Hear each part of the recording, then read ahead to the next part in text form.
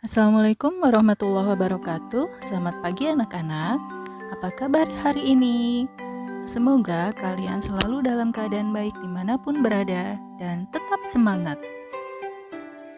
Sebelum kita belajar, kita membaca doa terlebih dahulu ya. Bismillahirrahmanirrahim. Rabbi zidni ilma warzuqni fahma waj'alni minasyolihin. Amin.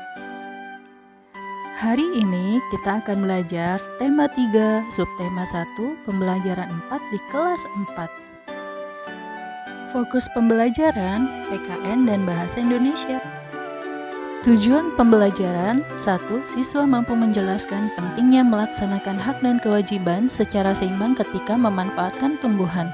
2. Siswa mampu membuat rencana melaksanakan kewajiban terhadap tumbuhan yang dipelihara.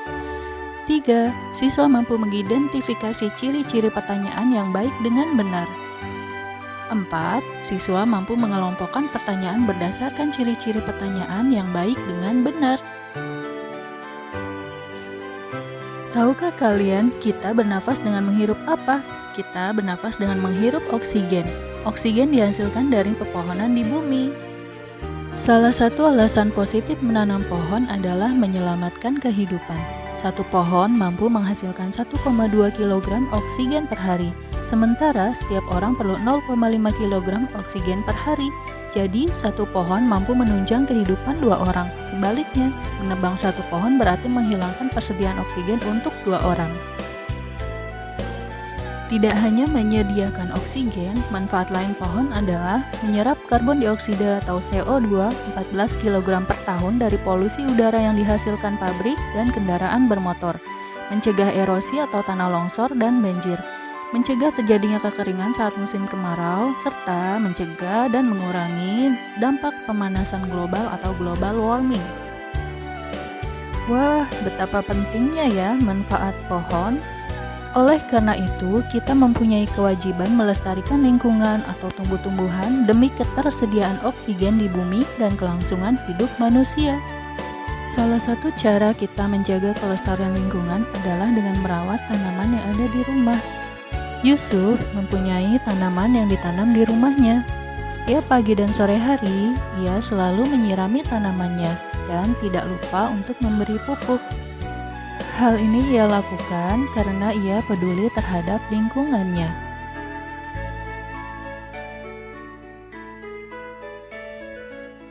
Adik Yusuf juga mempunyai tanaman yang ditanam di rumahnya, tetapi ia sering lupa menyiram tanamannya. Akhirnya tanamannya mati dan layu, sedangkan tanaman Yusuf tumbuh dengan subur. Menurut pendapatmu, apakah adiknya Yusuf sudah menjalankan kewajibannya merawat tanaman? Belum, karena ia tidak menyiram tanamannya secara rutin. Siapakah yang lebih bijak dalam merawat tanaman? Jawabannya, kakak Yusuf yang lebih bijak dalam merawat tanamannya. Mengapa memperoleh hak untuk mendapatkan tanaman subur itu penting? Karena dengan tanaman yang subur, manusia dapat memperoleh banyak manfaat, di antaranya udara yang bersih. Dengan menghirup udara bersih, manusia akan tetap sehat. Coba kalian perhatikan ketiga gambar di bawah ini. Gambar A, ada seorang anak perempuan sedang menyirami tanamannya. Gambar B, ada seorang anak laki-laki sedang membakar pepohonan. Gambar C, ada seorang anak laki-laki dan seorang anak perempuan sedang menanam tanaman. Setelah kalian mengamati gambar, jawablah pertanyaan berikut. Contoh untuk gambar A. Apa tindakan yang gambar A lakukan? Menyiram tanaman. Apakah tindakan tersebut baik? Baik.